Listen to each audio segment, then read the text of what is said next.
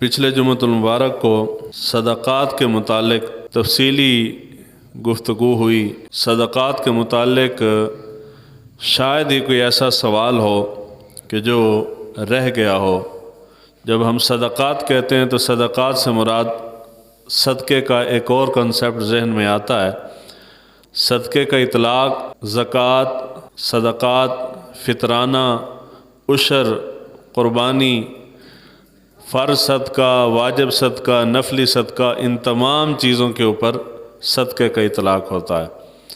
تو ہم نے صدقات کے متعلق گفتگو کی تو پچھلے جمعۃ المبارک کو یہ ساری چیزیں اور ان کے احکام تفصیل کے ساتھ بیان ہو گئے ہیں۔ ان میں سے بعض چیزیں جو کہ ابھی باقی ہیں، ایک سے دو چیزیں ہیں جو آج بیان ہوں گی۔ سورہ بقرہ کی آیت نمبر 215 اللہ رب العزت نے ان کے اندر جن چیزوں کا، جن لوگوں کا بیان فرمایا، ان میں ایک لفظ آتا ہے مسکین، یعنی زکوٰۃ، صدقات، فرض اور واجب صدقہ جو ہے یہ کسی بھی غریب کو دیا جا سکتا ہے، نادار کو، مسافر کو، مجاہد کو، قیدی کو آزاد کرنے کے لیے یہ خرچ کیا جا سکتا ہے، مسکین کو دیا جا سکتا ہے۔ مسکین سے مراد کیا ہے؟ مسکین سے مراد یہ ہے کہ اس شخص کے پاس وسائل تو ہیں مگر جتنی اس کی ضروریات ہیں وہ وسائل اس کی ضرورت کو پورا نہیں کرتے، تو ایسے شخص کو مسکین کہتے ہیں۔ ہمارے ذہن میں ہے فقیر کا کنسیپٹ کہ جی یہ تمام صدقات و خیرات جو ہے یہ فقیر کو دیں گے۔ فقیر کہتے ہیں شرعاً جس کے پاس کچھ بھی نہ ہو، بالکل خالم خالی ہے، ایسے شخص کو ہم فقیر کہتے ہیں۔ اور جس کے پاس وسائل موجود ہوں اس کو ہم سمجھتے ہیں کہ جی اس کو کوئی چیز نہیں دینی چاہیے، اس کو مسکین کہتے ہیں۔ ایسا شخص، مثال ہے ایک شخص کے پاس گاڑی ہے، اس کے پاس موٹر سائیکل ہے، اس کے پاس جانور ہیں دودھ والے، یا اس کے پاس اور کوئی اس قسم کا مال ہے، یا اس کی چھوٹی سی دکان ہے، لیکن وہ جتنی چیزیں ہیں ان سے اس کے پاس آمدن ہوتی ہے، یا اس کے پاس رکشہ ہے، رکشہ چلاتا ہے۔ اب رکشہ بذات خود میرے خیال میں کم سے کم 3 سے 4 لاکھ روپے کا رکشہ آتا ہے۔ اس کے پاس ایک بھینس ہے تو تقریباً 3 لاکھ کی تو بھینس بھی آتی ہے، کم از کم اتنے کی آ جاتی ہے۔ یا اس کے پاس بکریاں ہیں 5-10، تو وہ بھی ایک بہت بڑا مال ہے۔ اس کے باوجود اس کے اوپر زکوٰۃ لگتی ہے۔ زکوٰۃ لگنے کی صورت یہ ہے کہ جی میرے پاس رکشہ ہے اور رکشے سے میں ماہانہ 30,000 روپے کماتا ہوں، اخراجات میرے 70,000 کے ہیں یا لاکھ روپے کے ہیں، ذمہ داری میری زیادہ ہے، آمدن تھوڑی ہے، تو میں کیا کروں گا؟ اس گیپ کو پورا کرنے کے لیے میں قرض لوں گا یا اپنی ضروریات گھٹا لوں گا۔ ایسے شخص کو فقیر نہیں کہتے، ایسے شخص کو مسکین کہتے ہیں۔ قرآن کہتا ہے کہ آپ غریب غرباء کو بھی دے سکتے ہیں، فقراء کو بھی دے سکتے ہیں، اور مساکین کو بھی دے سکتے ہیں۔ تو ہمارے ہاں رواج یہ ہے کہ اگر کوئی مانگنے والا موٹر سائیکل پہ بھی آ گیا نا تو ہم کہتے ہیں کہ چنگا پلا ہے نا موٹر سائیکل رکھیے، انہوں زکوٰۃ کیڑے حساب سے دئیے۔ اگر بندہ گاڑی پہ بھی آ جائے، مثال ہے میری گاڑی ہے، میں کرائے کے اوپر چلاتا ہوں، یا بچوں کو لے کے میں نوشہرے جاتا ہوں یا سواریوں کے اوپر چلاتا ہوں، اس سے مجھے آمدن 50,000 ہو رہی ہے اور میرے اخراجات 50,000 کے نہیں ہیں، اخراجات اس سے زیادہ ہیں، یعنی میری آمدن سے میرے اخراجات پورے نہیں ہوتے، تو ایسا شخص جو ہے وہ مسکین ہے۔ تو ایسے شخص کو فرض اور واجب صدقہ دے سکتے ہیں۔ گل سمجھ آئی جی؟ اب ضروری نہیں ہے کہ جس کو ہم نے فرض یا واجب صدقہ دینا ہے اس کے پلے کوئی شے نہ ہو۔ جس کے پلے کوئی شے نہیں ہوگی وہ فقیر ہوگا، وہ مسکین نہیں ہوگا۔ تو اس بات پہ اتفاق ہے، اس کے اندر کوئی شک و شبہ نہیں ہے کہ آپ فرض اور واجب صدقات جو ہیں یہ مساکین کو بھی دے سکتے ہیں۔ جب ہم نے فرض اور واجب کہا تو اس سے مراد زکوٰۃ ہے، عشر، نظر کی رقم، فطرانے کی رقم اور کفارے کی رقم، یہ ساری چیزیں مساکین کو دے سکتے ہیں۔ تو جب ہم نے صدقات نکالے تو اس کے لیے لازم ہے کہ آپ فقط فقیر نہ دیکھیں کہ جی فقیر بندہ ہو جس کے پاس کوئی شے نہ ہو، باہر جھگیاں بنا کے بیٹھا ہوا ہو، وہ بھی ضرورت مند ہے۔ جو مسکین ہے، سفید پوش آدمی ہے، آپ کو معلوم ہے کہ یار اس کے وسائل کم ہیں، اخراجات زیادہ ہیں، ذمہ داریاں اس کی زیادہ ہیں، تو ایسے شخص کو بھی محروم نہ رکھیں۔ بے شک اس کے پاس بظاہر بہت کچھ ہو، لیکن اگر اس کا وسائل کم ہیں، مسکین کے زمرے میں آتا ہے، تو آپ اس کو صدقات دے سکتے ہیں۔ اس کے بعد دوسری چیز آ جاتی ہے تملیک۔ یہ جو دو صدقات ہیں، فرض اور واجب صدقہ، ان کے اندر مالک بنا دینا یہ شرط ہے۔ جب تک آپ مالک نہیں بنائیں گے تب تک یہ ادا نہیں ہوگا۔ میں نے زکوٰۃ کی مد میں 1,00,000 روپیہ نکالا ہے اور 1,00,000 روپیہ کسی کو مالک نہیں بنایا، میں نے ایک بندے کو بلا کے یا بہت سارے غریبوں کو بلا کے میں نے کھانا کھلا دیا ہے، ان کی دعوت عام کر دی ہے، اچھا خاصا اچھی دیگیں بہترین مینیو کے اندر ان کے لیے میں نے کھانے کا انتظام کیا، ان کو کھانا کھلا دیا۔ اب کھانا ان کی ملک نہیں ہوا، وہ مالک و مختار نہیں ہے، اس لیے یہ زکوٰۃ ادا نہیں ہوگی، فطرانہ کفارہ وغیرہ عشر وغیرہ ادا نہیں ہوگا۔ جو بھی چیز آپ نے صدقے کی فرض یا واجب صدقے کی شکل میں نکالی ہے، مالک بنا دینا یہ شرط ہے، اگر مالک نہیں بنا دیتے تو وہ چیز ادا نہیں ہوگی، تو ملک کرنا یہ لازم ہے۔ دوسری چیز آ جاتی ہے جانوروں کی زکوٰۃ، یہ سمجھنے والی چیز ہے۔ اموال زکوٰۃ میں نے لکھا ہے، ہر مال میں سے زکوٰۃ ہے۔ اب وہ اموال کون سے ہیں؟ پہلے نمبر پہ ہے مال۔ مال کے اندر کون کون سی چیزیں شامل ہوتی ہیں؟ سونا ہے، چاندی ہے، نقدی جو ہم نے جمع کر رکھی ہے، مال تجارت ہے، ہر وہ شے جو تجارت کی غرض سے خریدی گئی ہے یا سٹاک کی گئی ہے وہ مال تجارت ہے، ان سب کے اوپر زکوٰۃ لگتی ہے۔ دوسرے نمبر پہ آ جاتی فصل کی زکوٰۃ، فصل پہ بھی زکوٰۃ ہوتی ہے۔ ہر وہ شے جو انسان زمین میں اگاتا ہے، وہ کوئی بھی فصل ہو سکتی ہے، وہ چیز جو از خود زمین سے نکل آتی ہے اس کے اوپر عشر نہیں ہے۔ ہر وہ شے جو انسان خود زمین سے اگاتا ہے وہ فصل ہے، اس کے اوپر فصل کا اطلاق ہوتا ہے، تو اس میں سے زکوٰۃ نکالنی پڑے گی۔ وہ زکوٰۃ کیا ہے؟ اس کو ہم کہتے ہیں عشر۔ اگر بارانی زمین ہے، آسمان کی بارش سے سیراب ہوتی ہے، تو آپ 10واں حصہ نکالیں گے۔ اگر پیسوں سے اس کو پانی لگاتے ہیں تو پھر 20واں حصہ نکالیں گے۔ تیسری شکل آ جاتی ہے سولر کی۔ جی ہم نے پہلے وقت کے اندر بجلی کے اوپر ٹیوب ویل وغیرہ چلتے تھے، اب سولر کا حساب ہے۔ اگر سولر کا حساب ہے، سولر لگا لیا ہے، سولر کے ساتھ ٹیوب ویل چلا کے زمین سیراب کرتے ہیں، تو تب بھی اس حصے کے اندر اس شرط میں آئے گی 20واں حصہ نکالنا پڑے گا اپنی فصل میں سے۔ تو ہمارے ہاں ذہن میں یہ ہے، ہر جگہ پہ یہی ہے، لوگ سمجھتے ہیں کہ جی گندم کی فصل کا عشر نکالا جاتا ہے، گندم کے علاوہ جتنی فصلیں ہیں کوئی عشر وغیرہ، بالکل خالم خالی چھوٹ ہے، ہر شے دی، کسی شے جو کوئی شے ایسی نہیں کرنی۔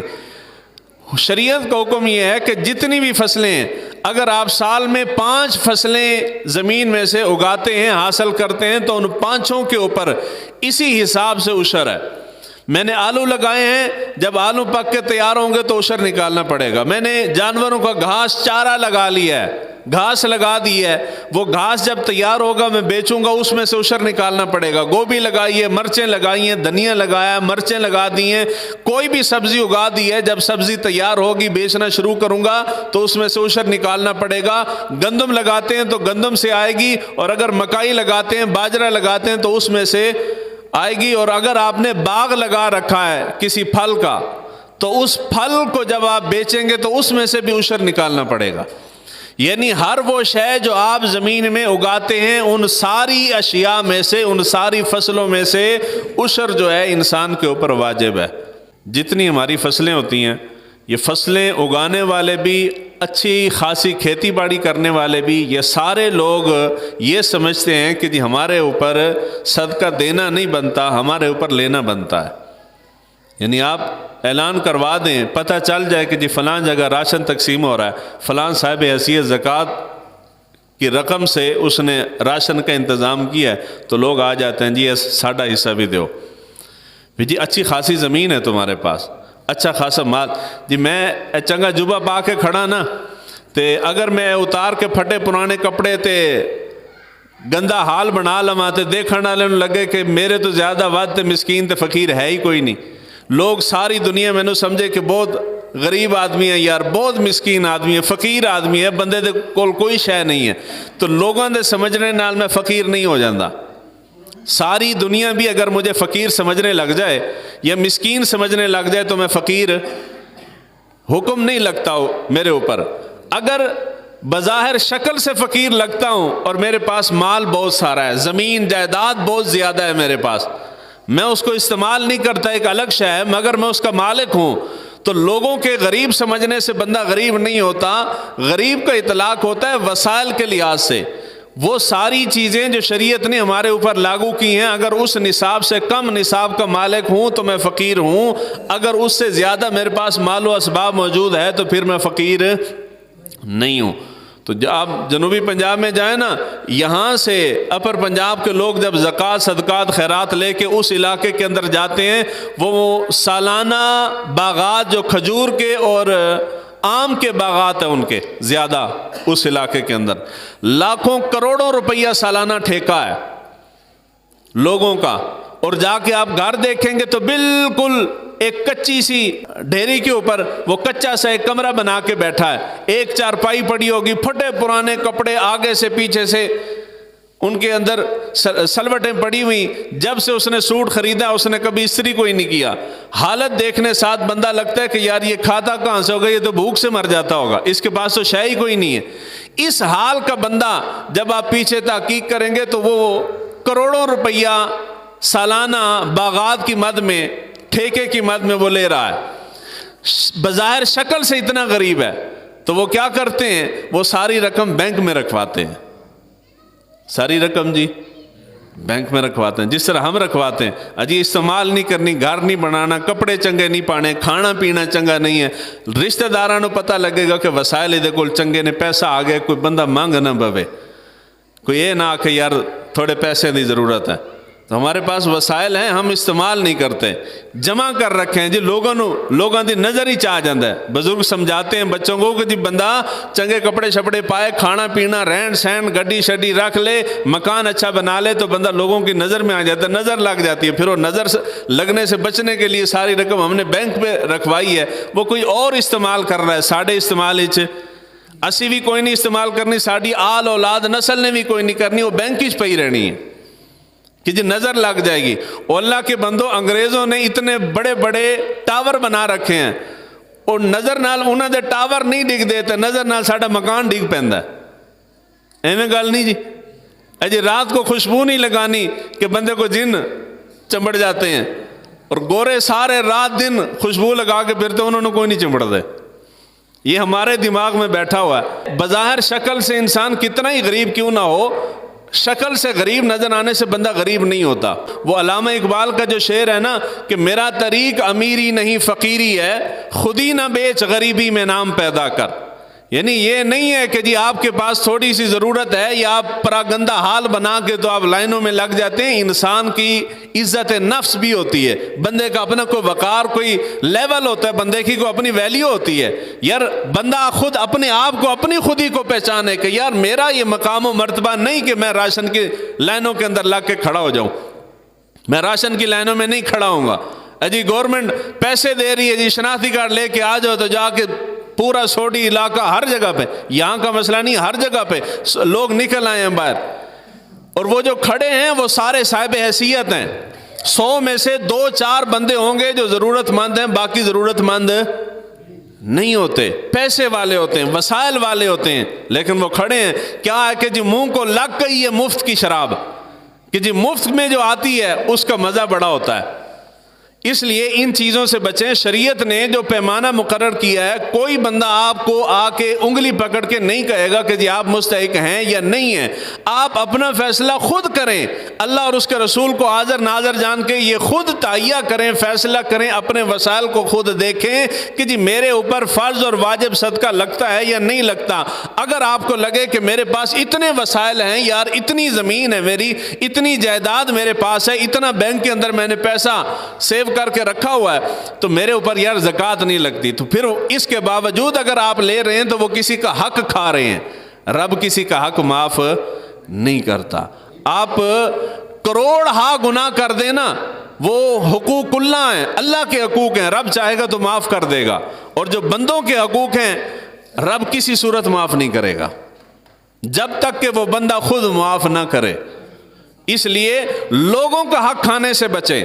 یہ لائنوں میں لگنا، یہ راشن وغیرہ لینا، یہ چیزیں لینا، یہ ان چیزوں کے پیچھے بھاگنا، یا ہسپتالوں کے اندر جا کے وہ زکوٰۃ والا انہوں نے الگ سے سیکشن ڈیسک بنایا ہوتا ہے کہ جو مستحق لوگ ہیں وہ زکوٰۃ والی رقم سے علاج کروا لیں، وہاں جا کے ہسپتال والوں کو تو نہیں پتا نا، یہ بندے کو پتا ہوتا ہے، یہ رب کو پتا ہے، وہاں جا کے زکوٰۃ کی رقم سے اگر آپ علاج کروا لیتے ہیں تو یہ بھی گناہ ہے۔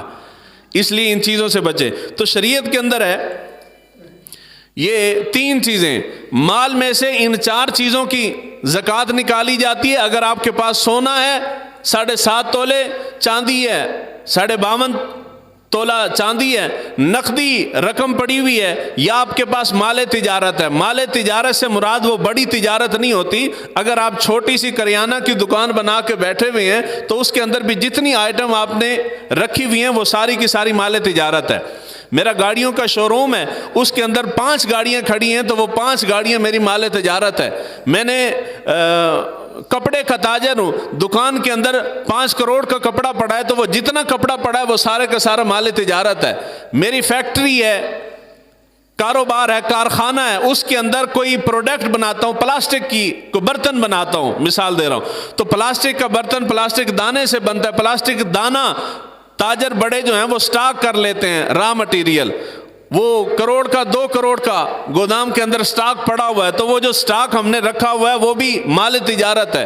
یعنی ہر وہ شے جو بیچنے کے لیے خریدی گئی ہے وہ مال تجارت ہے۔ ایک پلاٹ میرا ہے جس کے اوپر میں نے گھر بنا رکھا ہے، ایک پلاٹ میں نے اس لیے خریدا ہے کہ جب اس کی قیمت بڑھ جائے گی، کبھی ضرورت پڑے گی تو اس کو بیچ دوں گا، تو وہ ایک پلاٹ جو میری ضرورت کا ہے اس کو چھوڑ دیں، اس کے اوپر نہیں بنے گی۔ جو میں نے بیچنے کی غرض سے خریدا ہے وہ مال تجارت ہے، اور اگر میں نے رہائش کے لیے خریدا ہے تو اس کے اوپر زکوٰۃ نہیں آئے گی، زکوٰۃ جی نہیں آئے گی۔ ہر وہ شے جو بزنس کہ نقطہ نظر سے آپ نے خریدی ہے یا آپ نے محفوظ کر رکھی ہے، سنبھال رکھی ہے، ہر اس شے کے اوپر مال تجارت کا اطلاق ہوتا ہے اور اس کے اوپر زکوٰۃ نکالی جائے گی۔ دوسرے نمبر آ جاتا ہے فصل، فصل کی زکوٰۃ عشر ہے، عشر نکالی جائے گی۔ تیسرے نمبر پہ آتا ہے جانور، یعنی مال جو آپ نے رکھا ہوا ہے، بھیڑ بکریاں گائے وغیرہ، اس کے اندر ہے جی 5 اونٹ ہوں، کم سے کم 5 اونٹ ہوں تو ایک بکری، ان 5 اونٹوں کی زکوٰۃ نکالی جائے گی۔ 5 اونٹاں دی کتنی زکوٰۃ ہے؟ ایک بکری۔ اس کے بعد ہے 30 گائے ہوں یا 30 بھینسیں ہوں، ان کے اوپر بھی ایک بکری زکوٰۃ ہے۔ تیسرے نمبر پہ آ جاتا ہے 40 سے 120 بھیڑیں ہوں، دمبے ہوں یا بکریاں ہوں، ان ساری اس عدد کے اندر 40 سے 120 کے درمیان اگر آپ کے پاس بھیڑ بکریاں یا دمبے ہیں تو ایک بکری زکوٰۃ ہے۔ اگر اس سے کم ہے، مثال میرے پاس 2 اونٹ ہیں تو 2 اونٹوں پہ زکوٰۃ نہ لگالتے آکھیا کرو نا، زکوٰۃ نہیں ہے۔ زکوٰۃ جی جس طرح کے 7.5 تولے چاندی سے کم اگر چلا جائے تو اس کے اوپر زکوٰۃ نہیں ہوتی، اسی طرح 5 اونٹوں سے کم اگر تعداد ہے تو اس کے اوپر زکوٰۃ نہیں۔ 30 گائے یا 30 بھینسوں سے کم اگر بھینسیں ہیں تو اس کے اوپر بھی زکوٰۃ نہیں ہے، اور 40 سے کم اگر میرے پاس بکریاں یا بھیڑیں یا دمبے ہیں تو اس کے اوپر بھی زکوٰۃ نہیں ہے۔ اب یہاں پہ پہلے نمبر والا یہ مسئلہ سمجھنے والا ہے، سونے کا نصاب تب دیکھا جائے گا کہ جب آپ کے پاس یہ تین چیزیں موجود نہیں ہیں، مال تجارت بھی نہیں، نقدی بھی نہیں اور چاندی بھی نہیں، آپ کے پاس صرف سونا ہے۔ اس وقت نصاب دیکھا جائے گا کہ جی 7.5 تولے سونا اگر ہے تو زکوٰۃ ہوگی، اگر اس مقدار کا سونا نہ ہو تو زکوٰۃ نہیں ہوگی۔ دوسری صورت آ جاتی ہے کہ آپ کے پاس 1 تولہ سونا پڑا ہے۔ کتنا ہے جی؟ جی ایک گل مشہور ہوگی نا جی 7.5 تولے سونا ہوئے تے زکوٰۃ ہوندی ہے۔ عموماً اتنا گھروں میں نہیں ہوتا، عام مڈل کلاس بندے کے پاس اتنا نہیں ہوتا۔ جی تولے دا، آدھے تولے دا زیورات پہ ہوندے نے گھر، لوگ مطمئن آندے نہیں جی ساڈے تے زکوٰۃ کوئی نہیں لگتی۔ اللہ کے بندوں لگتی ہے۔ 1 تولہ سونا گھر میں پڑا ہو تو اس کے اوپر بھی آنکھوں تے صحیح نا زکوٰۃ لگتی۔ 1 تولہ چھوڑ کے 1 انگوٹھی پڑی ہو نا اس کے اوپر بھی زکوٰۃ لگتی ہے۔ 1 انگوٹھی چھوڑ کے جرا نک چ پاندے نا لونگ، یہ پڑاؤ لونگ ہی کہندے نا جی انہوں، کوکا کہہ لو، وہ چند ماشے کا ہوتا ہے، اس کے اوپر بھی زکوٰۃ ہے۔ اب اس کی صورت کیا ہے یہ مسئلہ سمجھیں۔ اگر آپ کے پاس یہ 3 چیزیں نہیں ہیں، چاندی، نقدی، مال تجارت نہیں ہے، تو پھر صرف سونے کا نصاب دیکھا جائے گا کہ اگر آپ کے پاس 7.5 تولے سے کم سونا ہے تو پھر زکوٰۃ نہیں ہوگی۔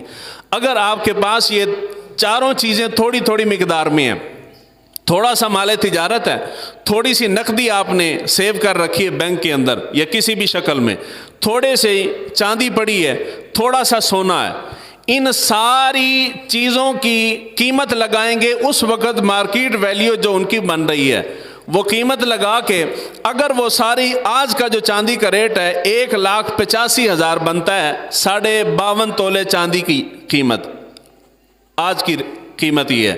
اگر یہ ساری چیزیں جو تھوڑی تھوڑی پڑی ہیں ان ساری چیزوں کو جمع کر کے ان کی قیمت نکالیں گے، اگر 1,85,000 بن جاتا ہے تو میرے اوپر زکوٰۃ واجب ہے۔ زکوٰۃ جی واجب ہے۔ آپ اس وقت سونا نہیں دیکھیں گے، کوئی اور چیز نہیں دیکھیں گے۔ اگر اوپر والا نصاب موجود نہ ہو تو پھر نیچے والے کے اوپر فیصلہ ہوتا ہے، یعنی اوپر والا نصاب سونا ہے، نیچے والا چاندی ہے، یعنی زیادہ سے زیادہ سونا، کم سے کم چاندی۔ سونے کا نصاب آپ کے پاس نہیں تو ہم نے چاندی کے اوپر فیصلہ کرنا ہے۔ یہ ساری چیزیں ملا کے اگر آپ کی رقم بن جاتی ہے 1,85,000 تو بندہ صاحب نصاب ہو گیا، اس کے اوپر زکوٰۃ آئے گی، اور جس کے اوپر زکوٰۃ آ گئی یعنی جو بندہ 1,85,000 کا مالک ہو گیا وہ ان 2 چیزوں کو نہیں لے سکتا، زکوٰۃ بھی نہیں لے سکتا اور واجب صدقات میں عشر، نظر، فطرانہ اور کفارہ بھی محبت نہ لاکھو بے شک لے لوے لیکن آنکھ چھڈو کے نہیں لے سکتا۔ اگے فیصلہ تے تسی آپ کرنے ہو، تھانوں بھی پتہ ہے، مینوں بھی پتہ ہے کہ مننی ایسی کوئی نہیں، جس ویلے کسے تقسیم کرنے تے اسی پہنچ جانا لین واسطے جس ساڈا بھی حصہ کڈو۔ اگر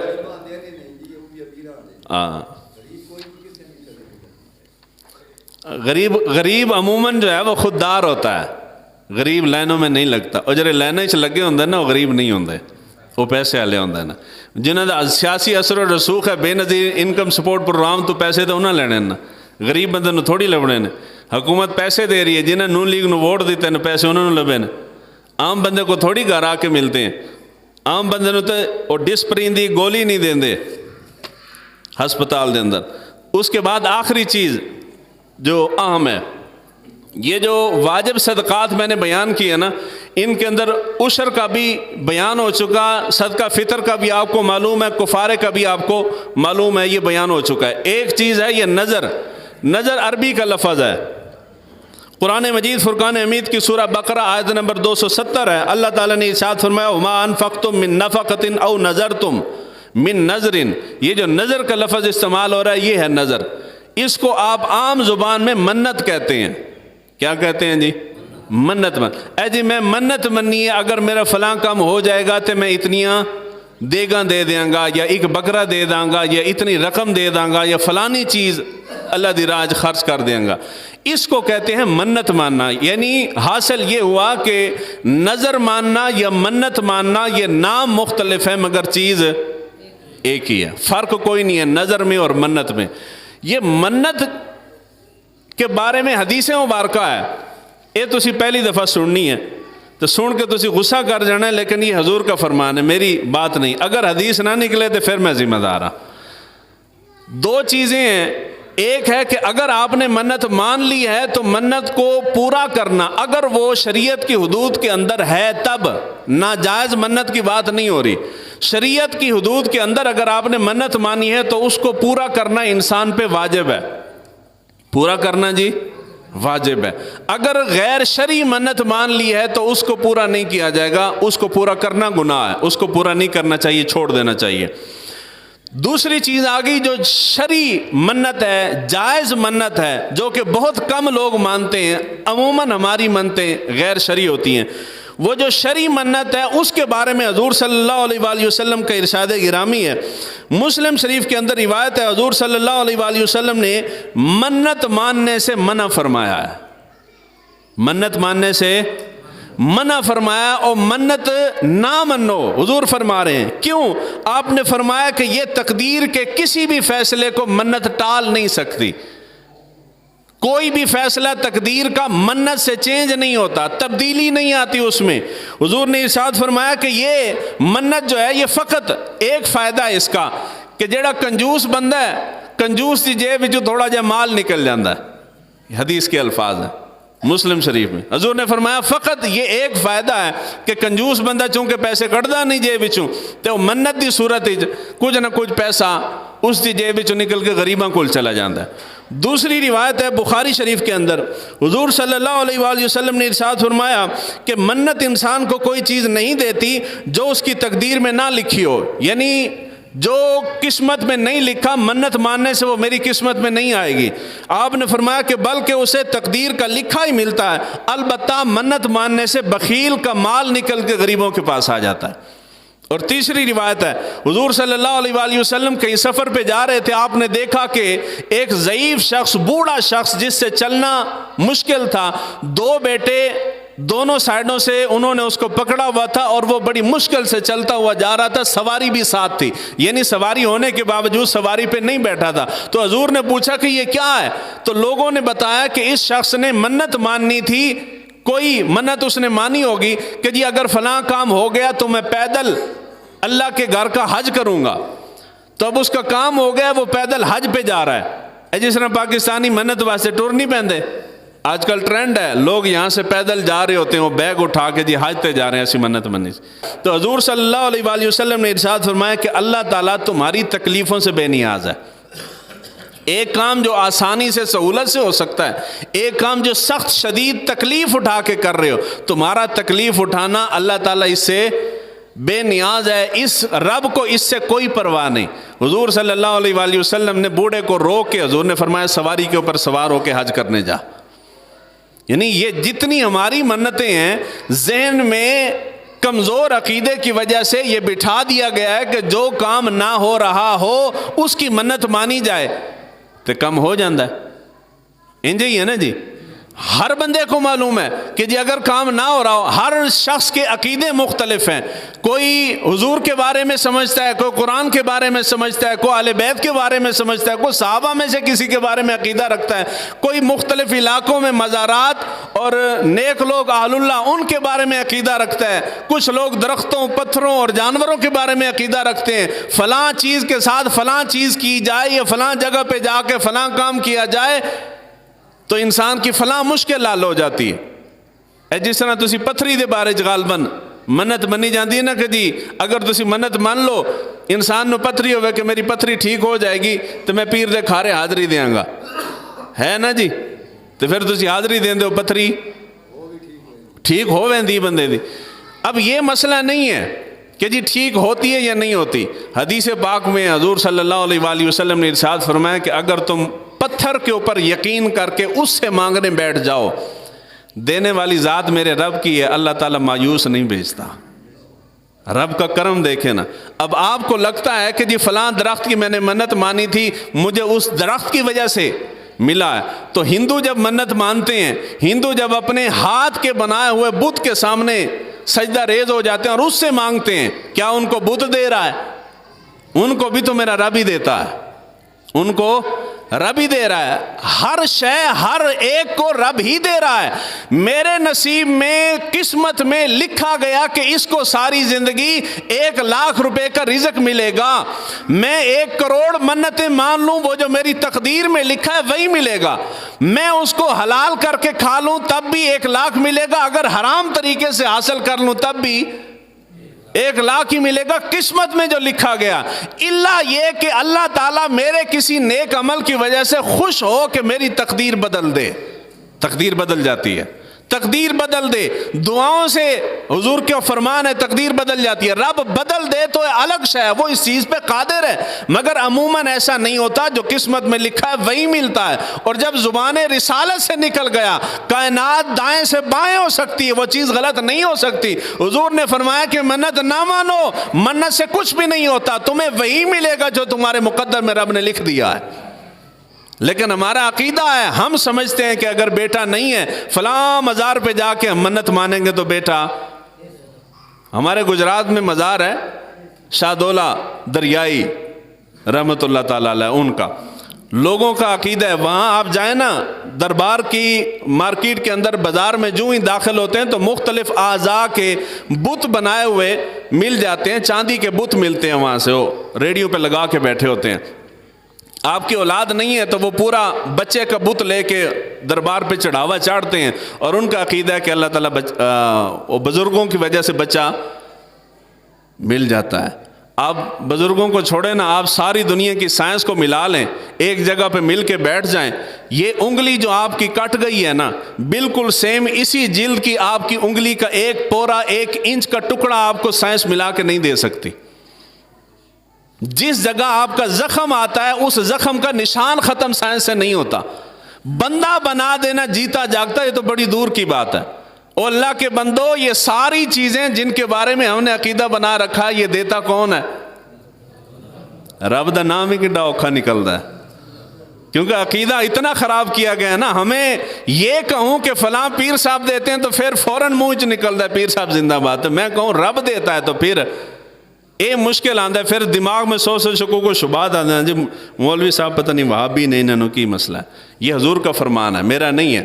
بخاری اور مسلم شریف کے اندر صرف سیاستہ کے اندر اس بات پہ نظر نہ ماننے کے متعلق لگ بھگ 150 حدیثیں ہیں۔ کتنی؟ نہ یقین آوے تو میں 150 بیان بھی کر سکنا، خالی گال نہیں کر رہے۔ 150 حدیثیں ہیں جن میں حضور نے نظر ماننے، منت ماننے سے حضور نے منع کیا ہے۔ اب ایک لمحے کے لیے سوچیں، سارے پاکستان والے منتیں ماننا چھوڑ دیں اور آ کے کوئی بھی مشکل پریشانی ہو، رب کے حضور، رب کے گھر میں آ کے سجدہ ریز ہو جائیں، کتنے پاکستان کے کاروبار ہیں جو بند ہو جائیں گے؟ ہو جانے ہیں نا جی۔ اے پھلا والے جرے بیٹھے نے، کاروبار ٹھپ ہو گیا، کسی منت ہی نہیں مانی، وہ چادراں بنا کے عوام بیٹھی ہے، دکانیں بنا کے، جی منت بند ہو جائے گی، اگربتیاں لا کے، موم بتیاں، تیل رکھ کے بیٹھے نے، اے ساریاں دکاناں بند۔ اور جو ہمارے پیسوں سے، نذرانوں سے بڑی بڑی گدیاں پل رہی ہیں، وہ بھی سڑک پہ آ جائیں گے، اور کوئی کرامتاں کم نہیں آنیاں۔ تو یہ سارا دھندا جو پاکستان کے اندر حرام خوری چل رہی ہے، یہ منت کے سر پہ چل رہی ہے۔ وہ منت جو غیر خدا کی نہیں کھائی جا سکتی۔ منت اگر مان لو جائز ہو تو اس کا پورا کرنا واجب ہے، لیکن یہ ہے کہ حضور نے فرمایا کہ منت نہ مانو۔ اور اگر منت ماننی ہو تو منت فقط خدا کی ہے۔ منت جی محبت نال بولو، منت فقط خدا کی ہے۔ غیر خدا کو جس طرح سجدہ کرنا جائز نہیں، اسی طرح منت ماننا بھی جائز نہیں ہے۔ ان منتوں میں سے آخری جملہ میں عرض کر رہا ہوں، ٹائم بھی ختم ہو گیا۔ ایک منت جو بڑی کثرت کے ساتھ ہماری عورتیں مانتی ہیں، اے گفتگو نہ سناؤ تے اے اپنے الفاظ جا کے گھراں وچ اپنی خواتین نو اے دسیو تے انہوں نے سمجھائیو۔ عقیدہ رب کی ذات پہ پکا کریں۔ رب سے جب ہم دور ہوتے ہیں تو بیچ میں بہت ساری چیزیں آ جاتی ہیں۔ ہمارا تعلق رب سے ہے نہیں، اس لیے ہم نے دوسرے دروازوں پہ جا کے دستکیں دینے شروع کر دی ہیں۔ ایک منت مانی جاتی ہے اور یہ صدیوں سے چلی آ رہی ہے۔ عورتیں منت مانتی ہیں کہ جی اگر میرا فلاں کام ہو گیا تو میں بیبیوں کی 10 بیبیوں کی کہانی پڑھواؤں گی۔ پڑھی جاتی ہے نا بیبیوں کی کہانی، حضرت علی کے موعظے پڑھائے جائیں گے، بیبیوں کی کہانی پڑھائی جائے گی، یا سیدہ بیبیوں کی کہانی پڑھائی جائے گی۔ یہ جتنی کہانیاں ہیں، پہلے نمبر پہ یہ ہے کہ ان کی اصل کوئی نہیں ہے۔ اصل 7 بیبیاں دی 10 بیبیاں والی کہانی سارے دا سارا جھوٹ ہے. میری گل تے یقین نہ آوے تے کسے بھی پاکستان دے مسلک دے عالم دین کول جا کے پوچھ لو، کسے بھی عالم دین کول پوچھ لو جس دے تے تھانوں یقین ہوے کہ یار اے بندہ جھوٹ نہیں بولدا، اس دے کول جا کے پوچھ لو کہ اے جڑی بیبیاں والی کہانی پڑھائی جا رہی دی اصل کی ہے؟ کوئی بھی نہیں. یہ ہماری اپنی اختراع ہے. آپ سمجھتے ہیں کہ جی اگر میں نے بیبیوں کی کہانی پڑھائی تو اللہ تعالیٰ مجھے اولاد دے دے گا. یعنی اللہ تعالیٰ ان بیبیوں کا محتاج ہے، رب کسی کا محتاج. انبیاء بھی، انسانوں میں سب سے عرفہ اور اعلیٰ مقام انبیاء کا ہے، مگر انبیاء بھی اسی رب کے محتاج ہیں. میں نے درس کے اندر ایک چیز روایت عرض کی تھی، یہ آخری روایت عرض کر رہا ہوں. ہر وہ شے جس کو اللہ تعالیٰ عروج عطا فرماتا ہے، ہر اس شے کو اللہ تعالیٰ زوال بھی دیتا ہے. حضور صلی اللہ علیہ وآلہ وسلم کی ایک اونٹنی تھی العدبہ، ترمذی شریف کے اندر غالباً اس کا ذکر ہے. وہ ایسی اونٹنی تھی کہ وہ کبھی بھی ہارتی نہیں تھی. جب بھی ریس مقابلہ کہیں پہ بھی لگتا تھا حضور کی وہ اونٹنی جیت جاتی تھی. ایک تاجر نے دیکھا کہ یہ اونٹنی کبھی ہارتی نہیں، وہ کہیں سے تیار کر کے مقابلے میں حضور کی اونٹنی کے مقابلے میں اونٹنی لے کے آیا. اس تاجر کی اونٹنی نے آ کے حضور کی اونٹنی کو ہرا دیا. جب حضور کی اونٹنی ہاری نا تو صحابہ بڑے رنجیدہ ہوئے. ہمارے نبی کی اونٹنی کسی تاجر کی عام سی اونٹنی سے ہار گئی ہے. حضور صلی اللہ علیہ وآلہ وسلم نے صحابہ کا یہ رنج دیکھا نا تو حضور جان گئے کہ صحابہ کیا سوچتے ہیں. حضور صلی اللہ علیہ وآلہ وسلم نے ارشاد فرمایا کہ اللہ تعالیٰ کا یہ حق ہے کہ ہر وہ شے جو عروج پہ جا رہی ہے لوگ اس کے متعلق عقیدہ نہ بنا لیں، اس لیے اللہ تعالیٰ اس کو زوال دے دیتا ہے کہ اصل حاکمیت میری ہے. حتیٰ کہ یہ بخاری شریف کے اندر پورا باب امام بخاری نے قائم کیا ہے. ساری دنیا آج تک بیٹھی ہے نا جی کعبے کے متعلق عقیدہ ہے ہمارا کہ جی بڑی مبارک جگہ ہے، عظمت والی جگہ ہے، اس کے اندر کوئی شک و شبہ نہیں کہ عظمت والی جگہ ہے. قرب قیامت اللہ تعالیٰ بیت اللہ کو بھی منہدم کرا دے گا. اس کی وجہ فقہاء نے لکھی ہے کہ جی بیت اللہ کیوں منہدم ہو جائے گا؟ اس لیے کہ رب سکھانا، بتانا، سمجھانا یہ چاہتا ہے کہ اصل حاکمیت میری ہے، میرے علاوہ کسی کو ہر شے کو زوال ہے. کتنا ہی عروج پہ کیوں نہ چلا جائے اس کو زوال لازمی آئے گا. ہر اعلیٰ شے کو اللہ تعالیٰ ذلیل کر دیتا ہے تاکہ لوگ اس کے بارے میں عقیدہ نہ رکھ لیں. اس لیے یہ عقیدہ جو آپ نے غیر خدا کے متعلق بنایا، یہ سارے عقیدوں کا رخ اللہ تعالیٰ کی طرف موڑے تو مسئلے ویسے حل ہو جائیں گے. تو میں نے جملہ عرض کیا تھا کہ یہ ساری چیزیں، منت کا بیان ہو گیا، یہ ساری چیزیں منت بھی جو بندہ مستحق نہیں ہے ان کے اوپر یہ فرض اور واجب صدقہ نہیں لگتا. باقی رہ گیا نفلی صدقہ، تو نفلی صدقہ ہر بندہ کھا سکتا ہے، اس کے اندر کسی کو کوئی رکاوٹ نہیں ہے. اللہ تعالی ہمیں دین کو سیکھنے سمجھنے کی توفیق عطا فرمائے.